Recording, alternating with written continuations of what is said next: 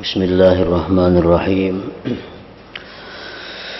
Alhamdulillahirabbil alamin wassalatu wassalamu ala asyrafil anbiya'i wal mursalin sayyidina wa habibina Muhammadin wa ala alihi wa sahbihi ajma'in.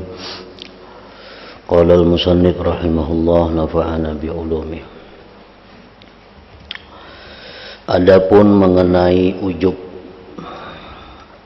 maka sebaiknya aku menuturkan pokok-pokok dalam ujub ini. Pokok pertama, perbuatan hamba itu bisa berharga adalah karena jatuh di hadapan Allah dengan diridhai dan diterima.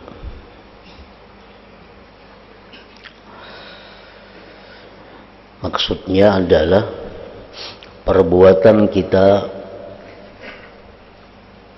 menjadi berharga, perbuatan kita menjadi bernilai tinggi apabila perbuatan kita itu diridhai dan diterima Allah.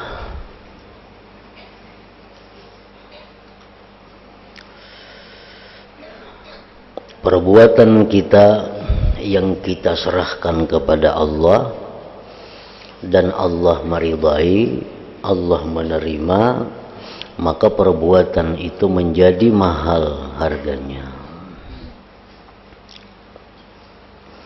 Jika tidak, namun perbuatan kita itu kada untuk Allah atau kada diterima oleh Allah, maka perbuatan kita itu menjadi kada berharga, menjadi murah.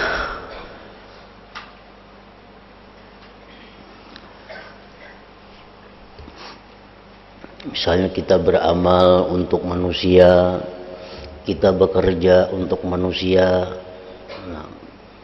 maka upah yang mereka berikan kepada kita itu sangat murah, walaupun pekerjaannya susah payah. Kalau kita bekerja untuk Allah, walaupun perbuatannya sedikit, bila Allah menerima, maka itu perbuatan sangat mahal gantinya, sangat mahal harganya. Maka engkau tentu pernah melihat buruh yang bekerja sepanjang siang dengan upah 2 dirham. 2 dirham itu ya sekitar 100 ribuan rupiahnya. Mulai pagi sampai petang bekerja si buruh tadi. Paling-paling upahnya 100 ribu. Kenapa sebabnya? Karena yang menghargai itu adalah manusia. Pekerjaannya susah payah, mulai pagi sampai petang kita kerjakan untuk manusia, dan manusia menghargai murah 100 ribu. Orang yang jaga malam tidak tidur semalam suntuk mendapat upah 2 keping uang. Begitu pula orang-orang yang mempunyai perusahaan dan pekerjaan, semua bekerja siang dan malam demi upah yang bisa dihitung. Nah, artinya kayak apa aja gaji, upah yang diberikan manusia itu masih kawa dihitung. Masih kawa dihitung. Orang pegawai apakah, nah, gajinya larang benar tapi masih kawa dihitung. Itulah kalau kita bekerja untuk manusia. Kalau engkau memalingkan, mengarahkan perbuatan engkau kepada Allah, kalau engkau memalingkan, maksudnya mengarahkan, menunjukkan perbuatan engkau itu kepada Allah, engkau berpuasa contohnya, berpuasa karena Allah, maka puasa engkau itu tidak ternilai bila Allah ridha dan menerima. Kita puasa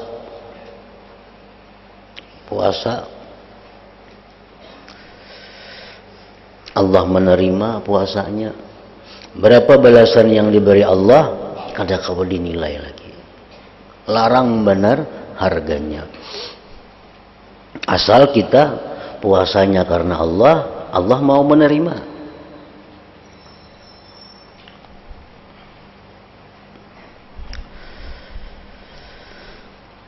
Allah Ta'ala berfirman, innama yuwaffas sabirun ajrahum bighairi hisab.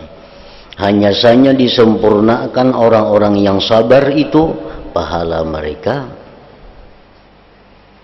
Orang-orang yang bersabar itu bakal dicukupi ganjaran mereka tanpa hitungan.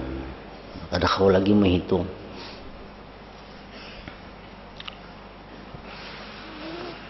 Di dalam hadis disebutkan, a'adtu li'ibadis sha'imin ma la 'ainun ra'at wa la udhunun sami'at wa la khatara 'ala qalbi bashar. Artinya aku Allah, ujar Tuhan, menyediakan untuk para hambaku yang berpuasa ganjaran yang tidak pernah dilihat mata manusia, tidak pernah didengar telinga, dan tidak pernah tergerak dalam hati. Kayak apa besarnya ganjaran yang Allah berikan kepada orang puasa, kada kawal dibayangkan.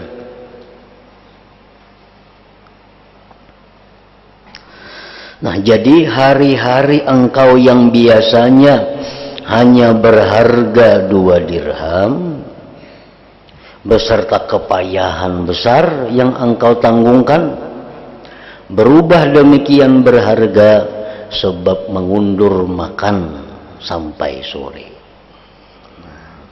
Kita puasa guring boleh, istirahat boleh. Bila mana karena Allah, Allah menerima, dengan puasa itu balasannya kada kau dihingga lagi, kada kau dihitung lagi. Sebab ini yang mengupahnya, yang mengganjarnya adalah Allah Subhanahu wa Ta'ala.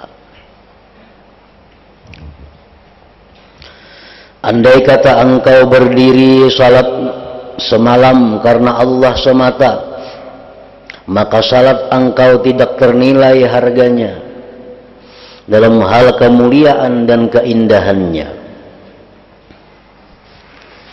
Allah Ta'ala berfirman, fala ta'lamu nafsum ma ukhfiya lahum min qurrati a'yun jazaa'an bima kanu ya'malun.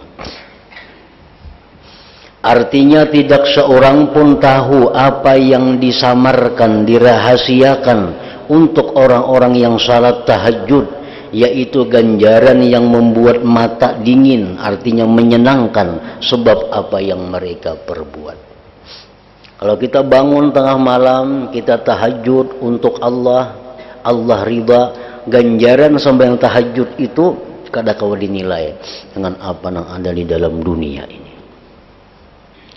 Karena Allah yang menerima, karena Allah yang mengganjar, Allah yang mengupah kita. Pekerja semalam, orang jaga semalaman suntuk, yang berharga 2 keping uang atau 2 dirham berubah menjadi begitu bernilai. Bahkan seandainya engkau hanya menggunakan waktu sesaat untuk salat 2 rakaat yang ringan, yang pendek, malahan 1 tarikan napas saja yang engkau gunakan untuk mengucap la ilaha illallah. Kita 1 tarikan napas la ilaha illallah ditujukan untuk Allah dan Allah menerima, ganjarannya itu kada kawal dihitung.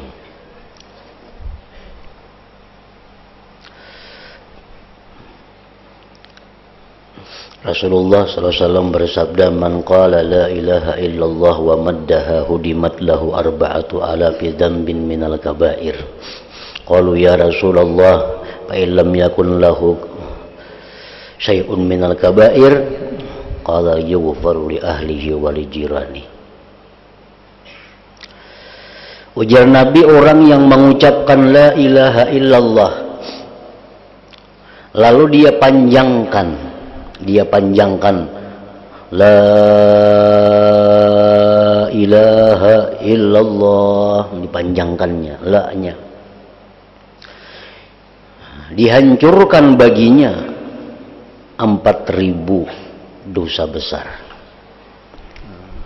Dosa besar yang berhubungan dengan Allah. Misal kita pernah berbuat maksiat nang langsung haji lawan Tuhan, kada bersangkut paut lawan makhluk. Sekali kita mengucap la ilaha illallah dengan panjang tadi, 4.000 dosa besar. Lalu ujar sahabat, wahai Rasul, amun habis pang dosa besarnya?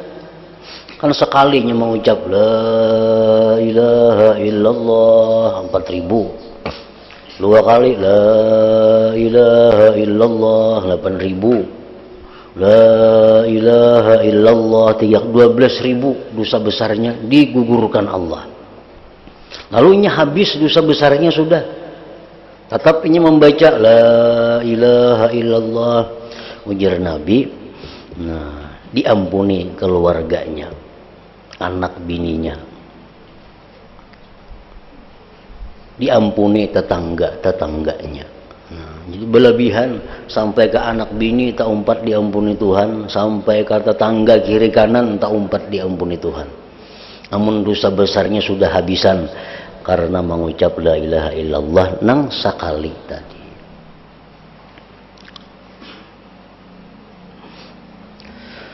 Allah Ta'ala berfirman, wa man amila salihan min dzakarin aw untha wa huwa mu'min fa ulaika yadkhulunal jannata yurzaqun bighairi hisab.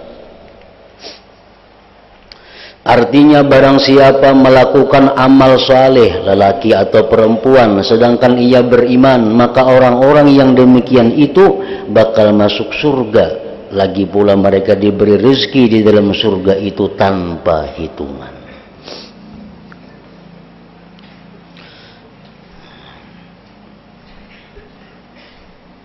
Nah, jadi artinya maksud dari Imam Ghazali ini, pantaskah kita ini ujub dengan perbuatan kita? Pantaskah kita ini ujub lawan amal kita? Sebab amal kita ini kenapa jadi berharga? Kenapa jadi mahal? Karena Allah yang menerima. Jadi yang kita ujubkan ini siapa? Amal kita kah? Yang kita banggakan itu Allahnya kan yang kita banggakan. Sebab amal kita ini amun dijual lawan makhluk paling 2 dirham harganya. Orang disuruh mengqada'akan sembahyang. Nah, mengqada'akan sembahyang. Orang mati nang kuitan nih. Lalu disuruh orang yang menuntut ilmu suruh mengqada'akan sembahyang abahnya. Sehari semalaman 5 waktu. Paling 50.000 diberi orang. Kenapa? Ini manusia yang menghargai. Nah, jadi amal kita itu kalau manusia yang menghargai murah. Kenapa kita bisa surga, bisa dapat ampunan Tuhan, bisa dapat macam-macam anugerah? Karena amal kita ini Allah yang menghargai, Allah yang menilai. Jadi kada patut sama sekali kita membanggakan amal seorang yang kita banggakan, padahal amal kita sangat murah. Yang kita banggakan itu mestinya Allah yang memberi ganjaran yang besar itu. Nah, jadi setiap kali kita beramal, kita hendaknya ingat bahwa ini adalah anugerah Allah. Bukan amal ini dari perbuatan sendiri. Karena perbuatan sendiri kada baharaga itu amalnya.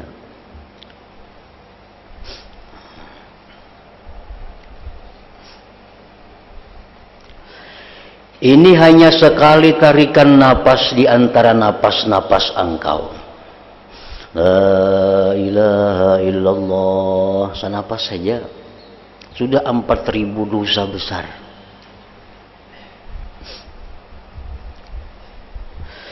Yang menurut ahli dunia dan juga menurut engkau sendiri tidak ada harganya. Sanapas nih tuh. Menurut orang dunia, sanapas tuh kada berharga. Orang tuh minta tolong lawan kita sedikit saja. Yang paling orang terima kasih. Kada sampai jadi duit, kada sampai jadi harga. Tapi kalau kita sanapas diisi dengan la ilaha illallah, ganjarannya 4.000 dosa besar dihapus oleh Allah.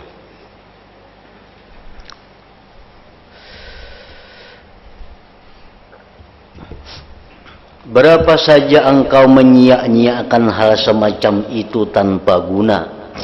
Kita menyia-nyiakan napas kita tanpa guna. Padahal jika napas kita ini kita jual lawan Allah, larang benar harganya. Berapa saja waktu terlewat tanpa ada faedahnya.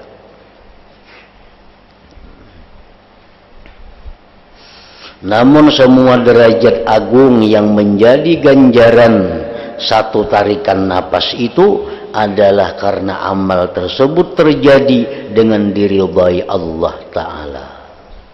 Kita beramal karena Allah, amalnya diridhai Tuhan, sanapas saja sudah luar biasa ganjarannya, kada kawa dihitung lagi. Sehingga menjadi agung kedudukannya dan tinggi nilainya dengan anugerah Allah. Jadi kenapa kita kawa beramal? Kenapa amal ini sedemikian harganya? Itu anugerah daripada Allah. Itu yang kita banggakan. Itu yang kita takjubkan. Bukan diri kita ini. Bukan amal kita ini. Jadi kalau begitu wajib bagi orang yang berakal untuk melihat kerimihan amalnya. Nah, kita ini wajib melihat kerimihan amal kita. Memang rimih amal kita, kada uyuh. Amal kita kada lapah. Sembahyang 4 rakaat lapah lah, kada lapah. Kita wajib melihat kerimihan amalnya, kesedikitan kemampuannya, dan ia pun wajib hanya melihat anugerah kepadanya, anugerah Allah kepadanya. Kita wajib melihat anugerah Allah itu kepada kita. Mulai kita digerakkannya, mulai kita diberinya ilmu, mulai kita ditolongnya, sampai kita bisa melakukan satu perbuatan untuk Allah. Serta harus menjaga diri jangan sampai amal itu dikerjakan dengan sifat yang tidak patut untuk Allah Ta'ala dan tidak bisa menempati keridhaan Allah. Nah, amal yang sudah kita perbuat baik, ditujukan untuk Allah, diterima Allah, kita wajib pulang menjaga amal itu. Jangan sampai amal itu terhapus. Jangan sampai amal itu gugur sebelum kita bisa mengambilnya di hari kiamat kaina.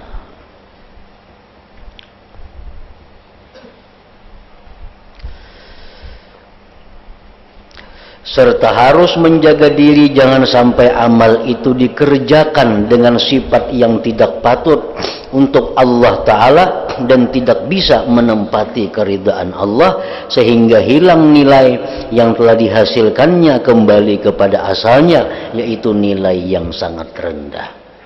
Kalau amal kita ini ditolak oleh Allah, amal kita ini digugurkan oleh Allah, maka amal kita ini kembali kepada semula. Semula apa? Ada berharga. Nah, berharga juga murah harganya. Kenapa amal bisa larang? Karena Allah yang menerima. Jadi kita wajib berusaha agar amal kita ini diridai oleh Allah, dan kita wajib berusaha menjaganya sampai kita bisa menemui amal itu kena di akhirat. Contohnya begini.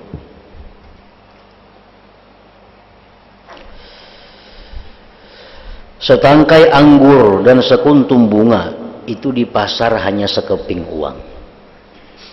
Berapa ada harganya sarinting anggur itu? Berapa ada harganya setangkai bunga?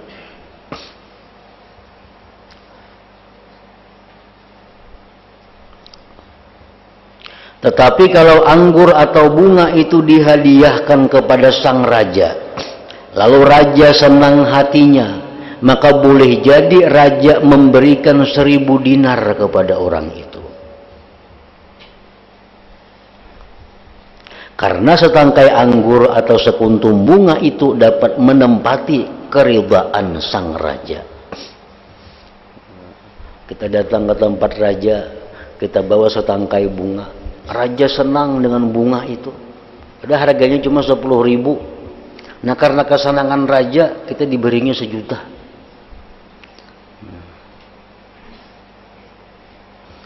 Nah, kalau kayak itu, mengapa yang kita banggakan? Kitanya kan yang kita banggakan. Setangkai bunga itu kan yang kita banggakan. Rajanya itukah yang kita banggakan?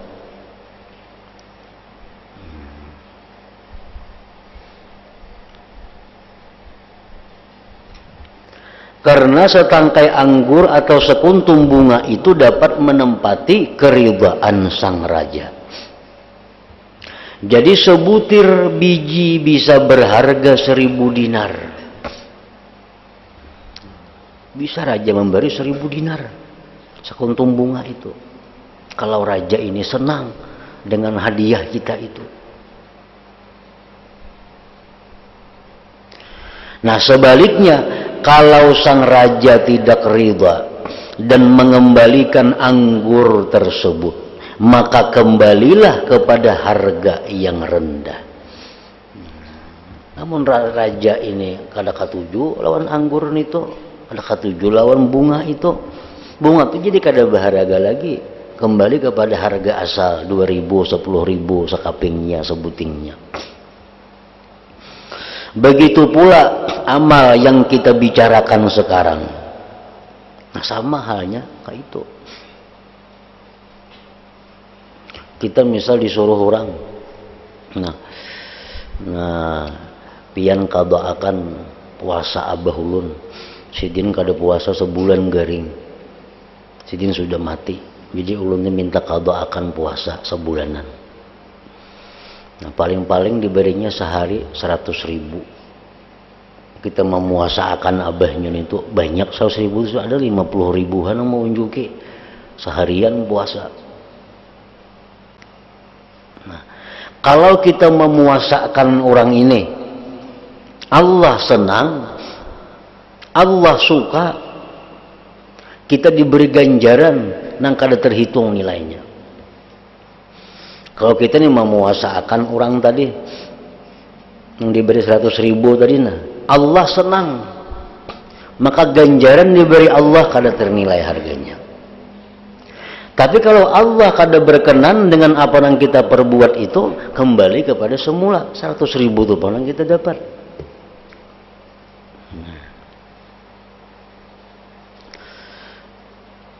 Jadi artinya amal kita ini semuaan jadi demikian berharga karena anugerah Allah tadi.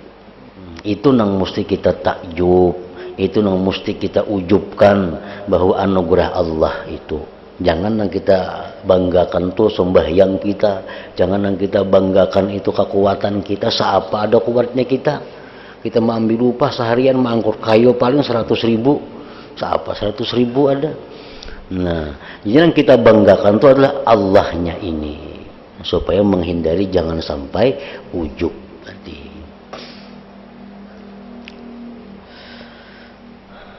Karena itu engkau harus waspada. Engkau harus waspada dan selalu melihat anugerah Allah. Selalu merasa anugerah Allah. Kita bisa berzikir itu anugerah Allah. Mungkin dianugerahinya kada kawa. Nah, kita bakawan di kamar, di rumah. Kita jam 2 bangun. Kita dianugerahi Allah taufik, hidayah. Jam 2 kita bangun, kita sembahyang, kita berdoa. Kawan nang tatai kita nih, nang kada diberi Allah anugerah, inya kada peduli, inya guring aja. Nah, guring dan kada merasa rasa rugi, kada ada merasa untungnya kawan, kada ada juga. Nah, karena ini anugerah Allah kepada kita. Kita ini karena bisa sembahyang malam, bisa menuntut ilmu, itu anugerah Allah. Amun orang kada diberi anugerah, ya nang kayak itu pas sudah. Malamnya guring, kada tahu menuntut ilmu, kada tahu beribadah. Nah, jadi amun diri kita ini kada punya apa-apa artinya. Nah, diri kita ini kada ada punya kemampuan apa-apa. Kenapa kita kawa bisa beribadah ini? Kenapa kita kawa bisa menuntut ilmu, berkumpul di sini? Itu anugerah Allah. Ini yang kita banggakan. Kita dapat anugerah Allah. Jangan bangga lawan diri. Diri kada ada harganya. Itu buktinya orang-orang yang kada dapat hidayah, kada dapat anugerah Allah. Ini kada tahu siang malam sibuk dengan urusan duniawinya. Nah, jadi itu artinya supaya jangan ujub nih, supaya jangan kita melihat diri kita, jangan melihat amal perbuatan kita, yang kita lihat itu adalah anugerah Allah kepada kita. Fal yafrahu bi, ujar Tuhan. Nah, fal yafrahu bi, hendaklah mereka itu gembira bi dengan aku. Nah, ayo beramal, kita suka. Kita beramal, kita kalau mengerjakan ini kita riang gembira. Karena jadi masalah, asalkan yang kita gembirakan itu adalah anugerah Allah kepada kita. Ini sedikit saja setilannya itu. Orang nang kurang ilmunya atau kada berilmunya gembira karena kau beribadah, gembira dengan dirinya. Orang berilmu pang gembira juga, tapi nya gembira dengan anugerah Allah. Nah, nang sebuting untung, nang sebuting ini kada dapat apa-apa.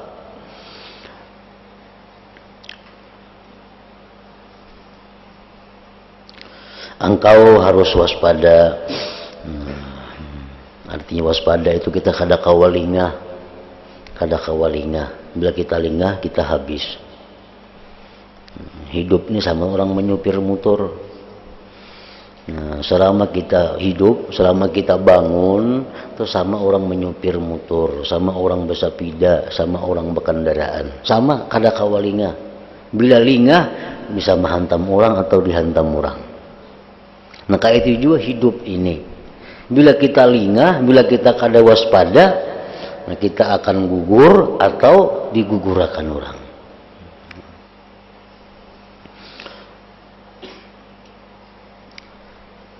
Dan waspada ini dituntut kepada seluruh lapisan. Bukan hanya yang disuruh waspada ini orang-orang yang hanya menuntut ilmu, kada. Seluruh lapisan tingkatannya disuruh waspada. Sampai-sampai para nabi pun disuruh Tuhan waspada. Para aulia disuruh Tuhan waspada. Para ulama disuruh Tuhan waspada. Orang-orang yang baru menuntut ilmu pun disuruh Tuhan juga waspada itu. Jadi kada ada yang disuruh hati-hati itu nah hanyar aja kada ada. Semuaan disuruh Tuhan hati-hati. Anda harus waspada dan selalu melihat anugerah Allah. Serta hendaknya engkau menjaga amal engkau. Jangan sampai ada yang menguturi menurut Allah Ta'ala. Nah, karena amal kita ini, nang dahulunya amal kita ini baganda. Sampai 700 ganda. Nah, karena ada tingkah laku kita, itu bisa dikurang. Nah, dikurang. Jadi 100-annya lagi gandanya. Karena kita berbuat pulang macam-macam. Bisa dikurang pulang gandanya jadi tinggal 50. Nah, kita berbuat pulang kelakuan pulang nang Allah kada suka, amal kita bisa dipotong pulang. Sehingga akhirnya amal yang sudah bagus disimpan di bawah aras Allah, amal yang sudah bagus disimpan itu jadi habis kada ada lagi.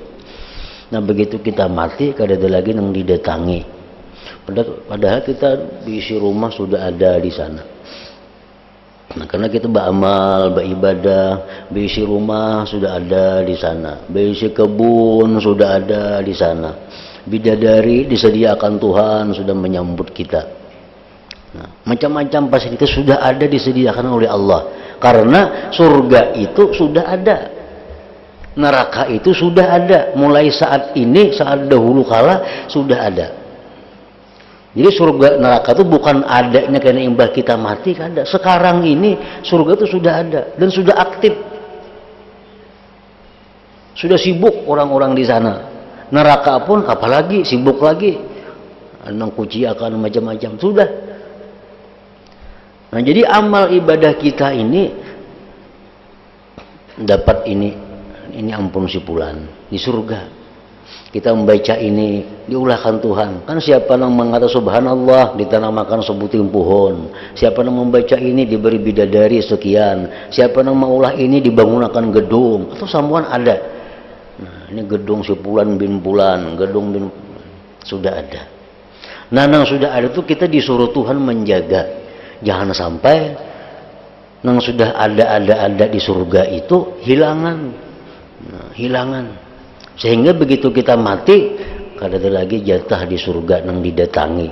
Rumah seorang di surga kada ada lagi, bidadari sudah kada ada lagi, kabun taman kada ada lagi, sudah habis karena kelakuan kita di dalam dunia ini. Nah, jadi nang mana sudah ada beisian dalam surga itu kita disuruh menjaga jangan sampai hilang, jangan sampai berkurang pun jangan. Serta hendaknya engkau menjaga amal jangan sampai ada yang menguturi menurut Allah Ta'ala. Nah, ingat situ pokok yang kedua.